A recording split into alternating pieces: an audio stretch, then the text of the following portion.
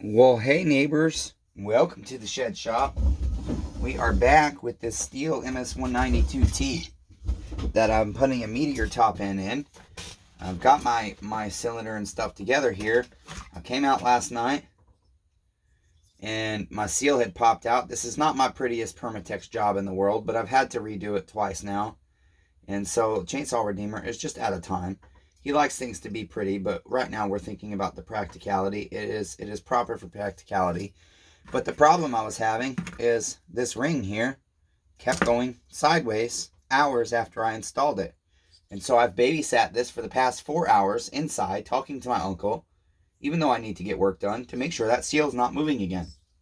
And I didn't want to record this because I'm not super familiar with this saw.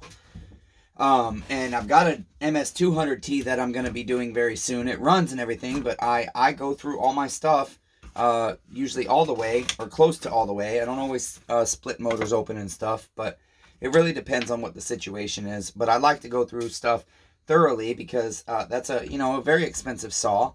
And so this is good practice for me. But I figure, I don't know, I feel like I'm supposed to turn the camera on, so I did, even though I don't want to record this. I just want to focus on the saw. But anyway, so we've got our crankshaft side here, your intake port, that's for your impulse hose. That's all going to face up, and the motor slides in from the recoil side. Yes, guys, we're just getting right into it because Chainsaw Redeemer didn't want to turn the camera on, but maybe somebody needs help with this chainsaw right now. So, although I'm not 100% familiar with it, I will show you. And then you're going to have 4 bolts that hold your cylinders to the body. They look like this. We'll just get those started.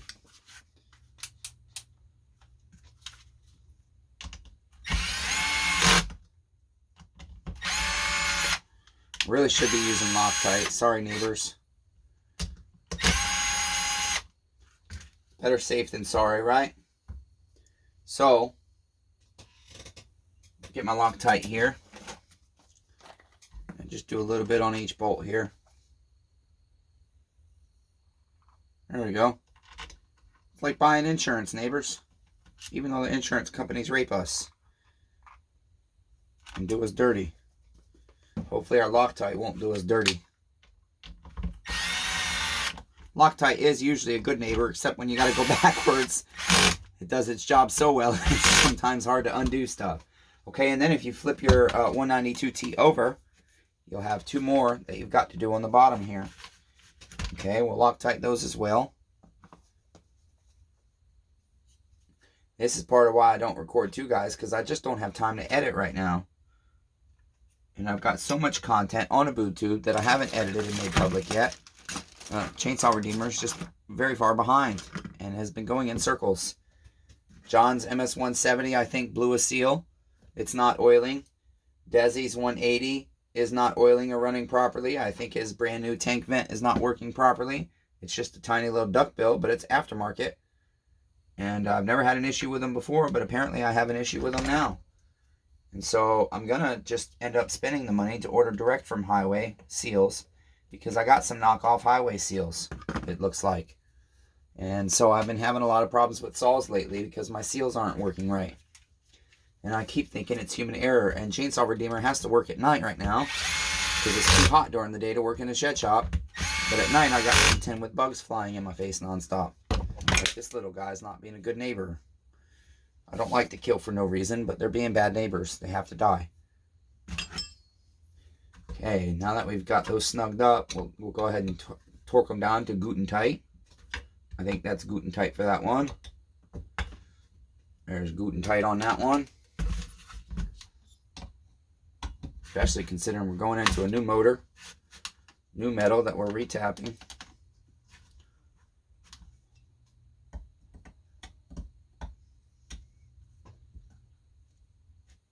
Okay, now that we've done that, I'm going to go ahead and put my intake boot on. With your intake boot, it's very important. You want to get it lined up right. Okay, you want it nice and square. You can see on your motor here.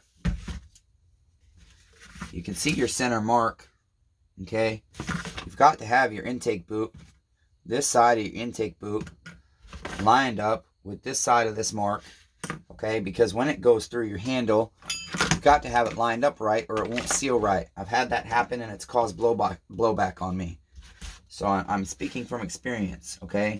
So I will just start my boot with that perfectly lined up at the top here, and then I'll work the rest of it on, all making sure it's not twisting.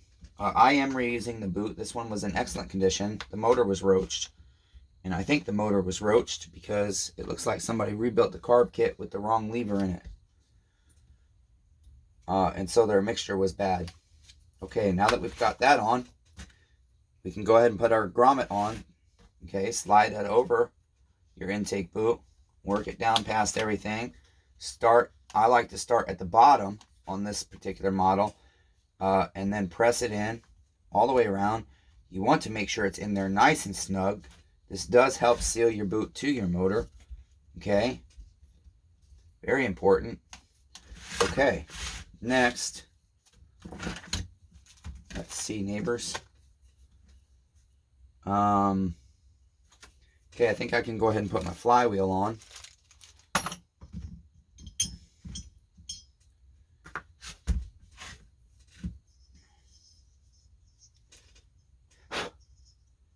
I had put the spark plug in earlier, and I realized it was error because I'm just really nervous about this seal. I don't know what caused it to pop out earlier, but I did replace it with a different one. We will be vacuum pressure testing the saw, but I have saws that pass vac pressure tests that have air leaks. When I bought my new sprocket, it was kind of cool. Everything's a mess, neighbors.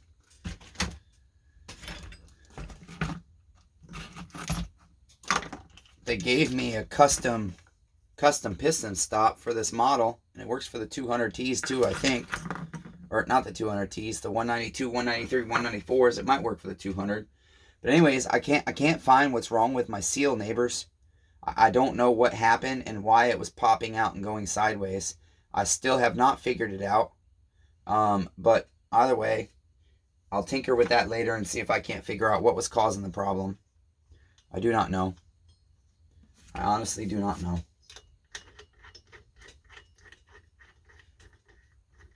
So with this cool piston stop, I can just slide that right in there.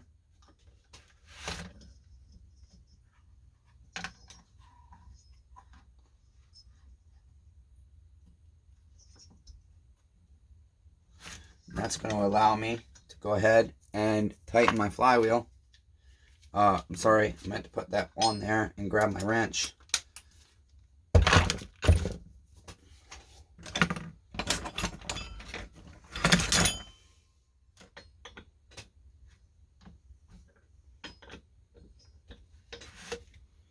All my scrunches are so beat up, they don't go on the bolts anymore. I got to fix them all up. Yeah, none of them fit anymore. I did have another scrunch out. There we go. Ah, yeah.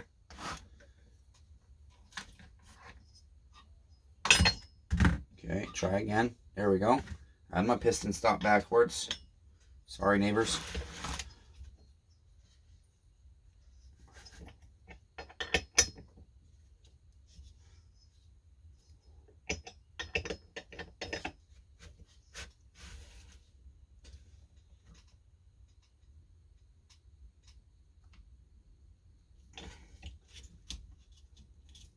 Okay, now that we got our flywheel tightened down to gluten tight.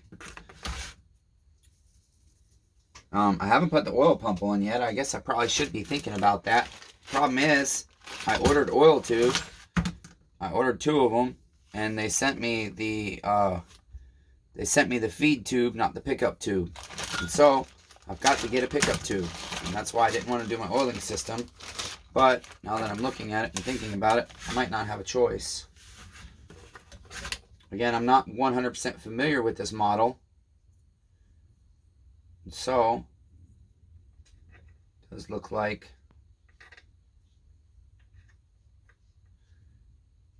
it would be that way.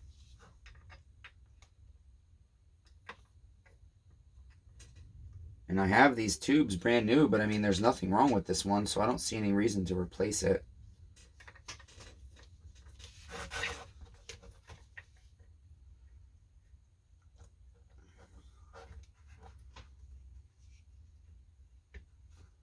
Press oil would have helped that probably.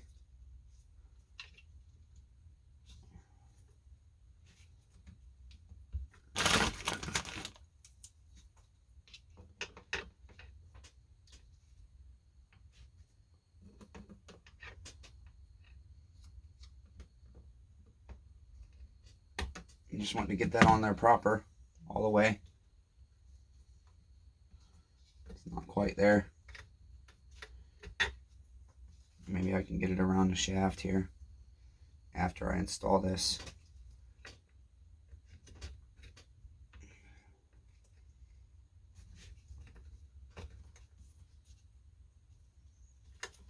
Slid back off some.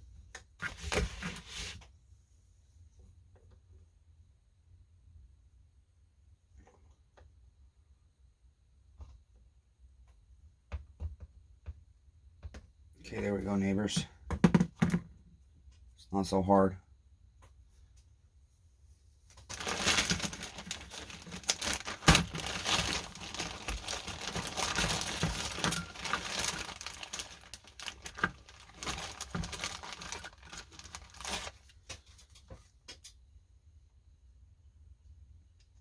Okay, go ahead and do Loctite on this. I see I can still add my tube later. That's the biggest thing I don't want to block off, is being able to put that tube in when it comes. And I don't know if putting the clutch and sprocket on will prevent that.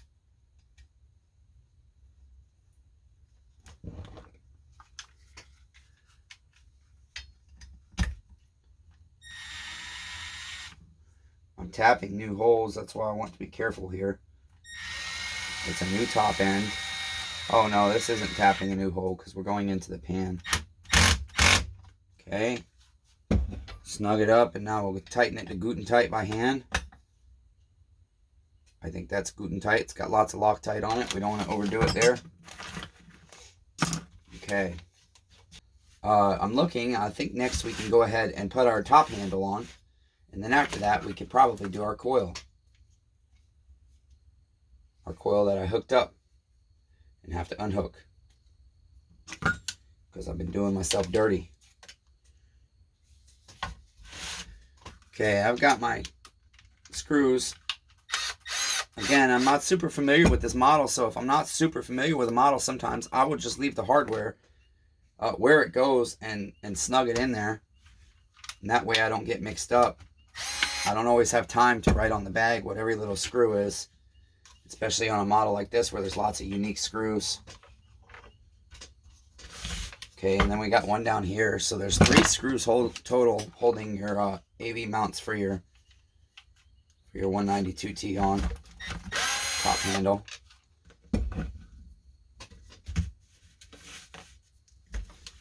My shed shop is sinking again. Don't know what to do. I don't know if I'm supposed to call it quits and do something else or what. I don't know, neighbors.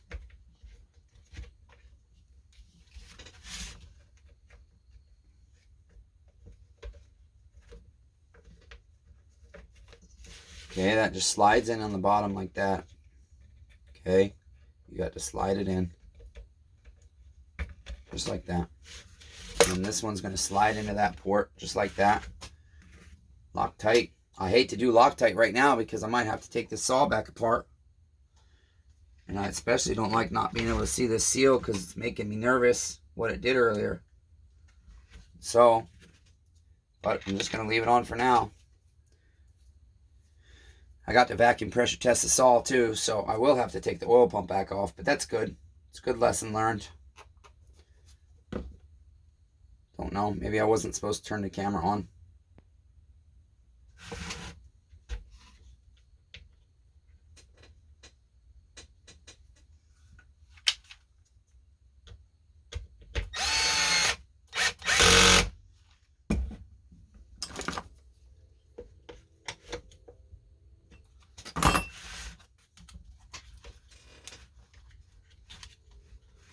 Okay, you've got to feed your impulse hose, which has a spring in it, so be careful you don't lose that spring. Impulse hose through its channel there. Just right there, neighbors. Okay, I hope you can see. Feed that through. And I probably shouldn't have put the flywheel on. I made that mistake last time too. But that's okay.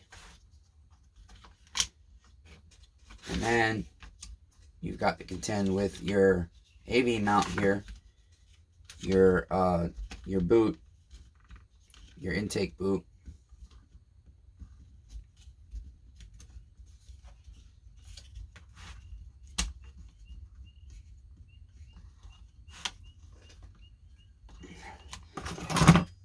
Okay, I'm using just regular.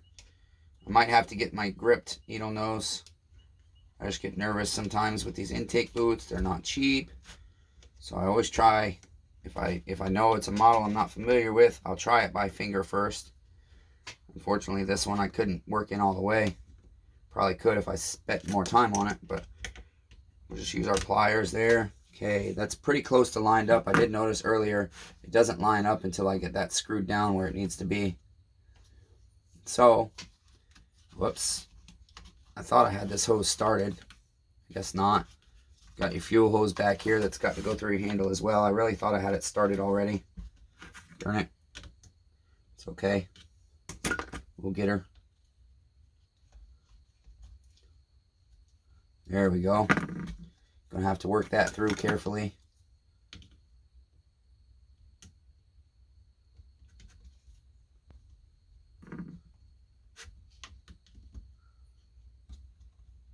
A little press oil there probably would have helped too. Alright, now I should be able to go ahead and screw this in. Lock tight. Better safe than sorry, neighbors, on this stuff. I don't want your saw coming apart on you when you buy it from me. Who wants to buy this saw?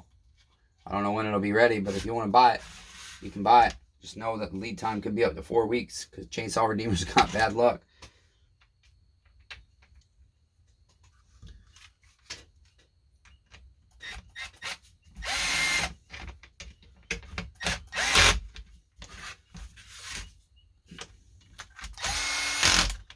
Okay, I did have these loose. I'm going to go ahead and tighten them before I forget. Oh, I grabbed a Phillips. It's a T20.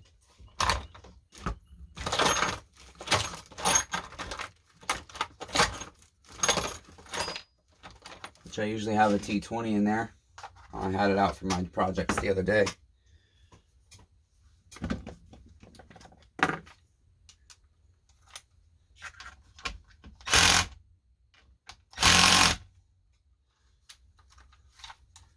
And I should have never even put that in the drill. That's okay.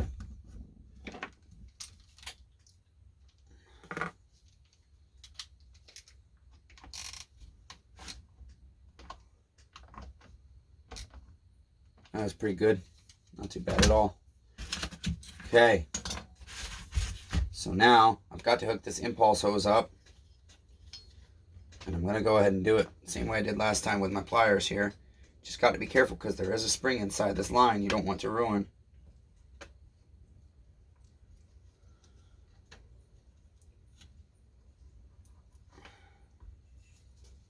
Okay, I do believe that's on all the way. Yep. Right now I think we can do our coil. Do your coil before you put your spark plug in, trust me. Just feed your boot back in through there. Install your little shield. I'm trying to remember, I believe it goes, yep, it's going to go like that. It's got little grooves that slides in on your chassis here. Just push that in. Set your coil where it needs to be. Get you a coil bolt. Is that a coil bolt? I think so. Can't tell.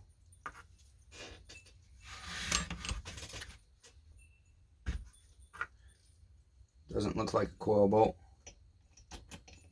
Maybe it is. Okay. Get you Loctite. My other coil bolt stripped out earlier, or broke on me, so I got to find another one.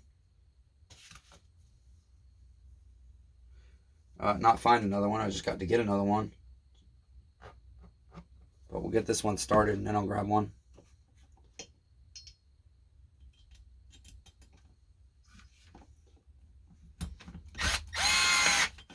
Okay, remember you can use a business card. I'm just going to use my gap setter. 20 thou. Any standard business card will work. Okay, don't worry, neighbors, you can do it. Let me get a screw. Here we go, neighbors, I got one. Problem is, my magnet keeps wanting to grab my bolt.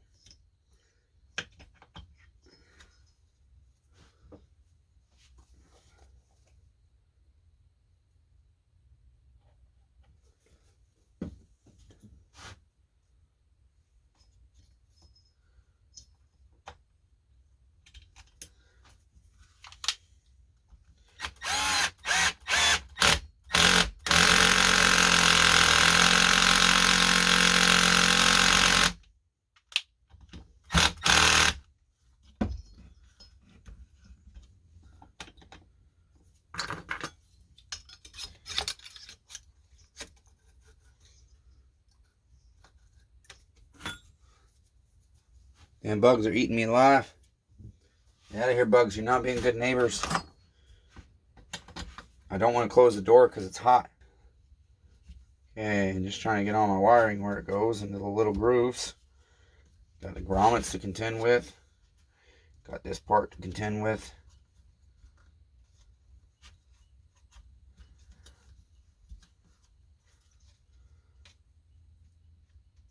And then you got that grommet up here, and then there's another one over here.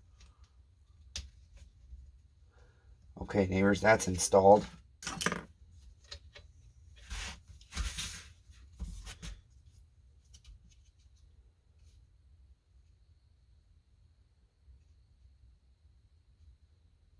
Okay. You got to feed your tank vent tube and your primer bulb tube in there. This primer bulb is discolored, but it is good. When it whistles like that, it's good. Usually, most of the time. And then I've got my tank vent up here. And I did disassemble this tank vent and clean it, which is a very tedious process.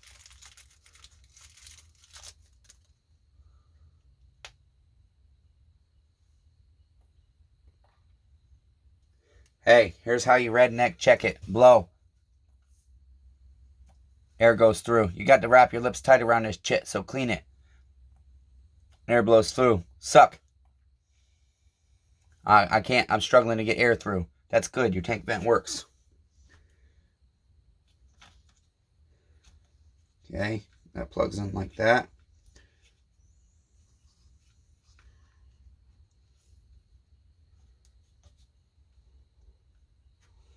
And then it sits in there, back there.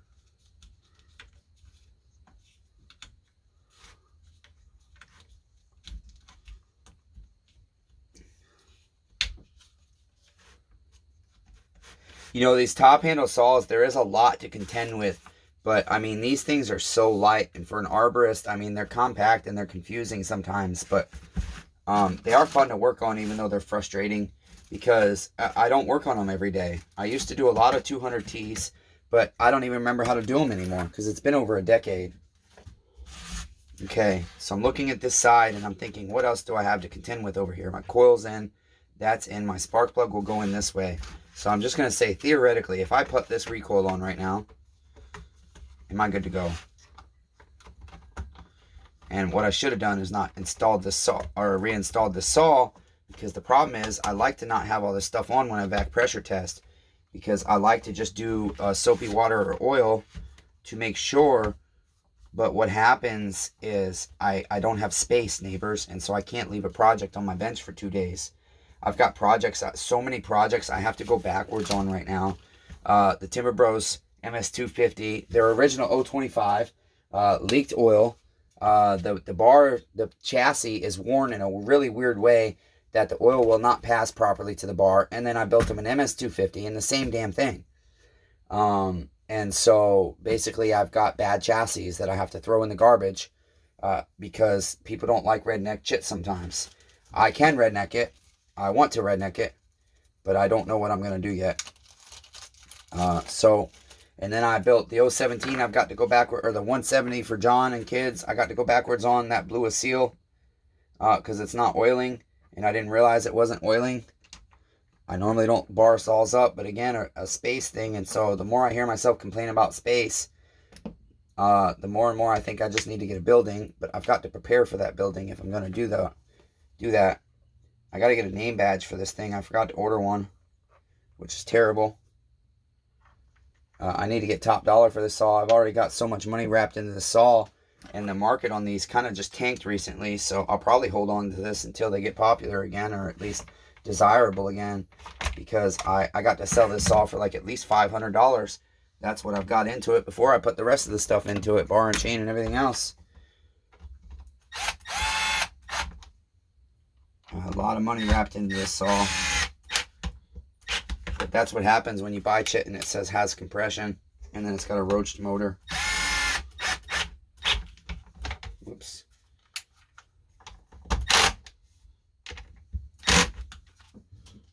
Okay, I forgot I've got to find a screw for that recoil as well.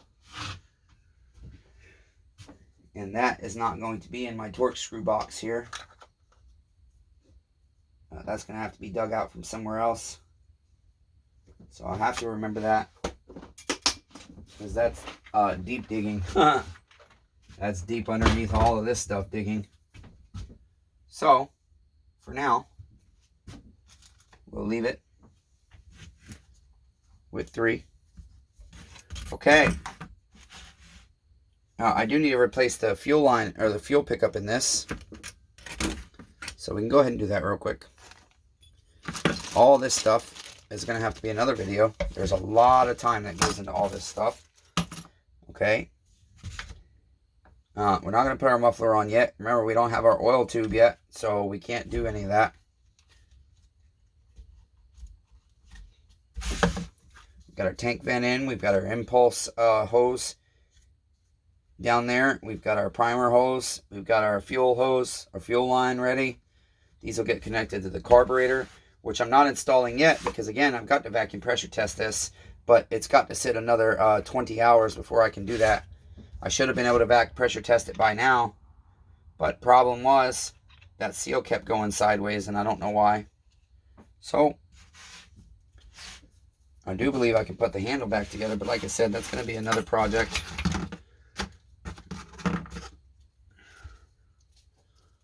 We'll end up having all our covers that will go on eventually. I don't even 100% know how they all go. Like I said, guys, this saw is not one I do every day. And so I'm going to end the video. I'm just tinkering here. I get to looking at stuff, and I'm like, I don't remember how that goes. And so I'll stare at it for a while and figure it out. I believe that's going to go on my chain brake, which is weird.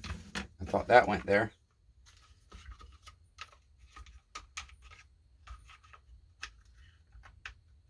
Seems to me that does go there. Yep, that part goes there.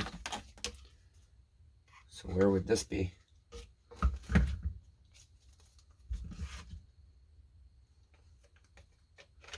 Right there, I presume. Worm gear would not go on first. It would be your cover first. That's how that will go, neighbors. Okay, but we're going to leave that off for now. Why? Because we got to do that. All right, that's going to be it for now, neighbors. Until next time, be kind to everyone. Everyone's facing a battle.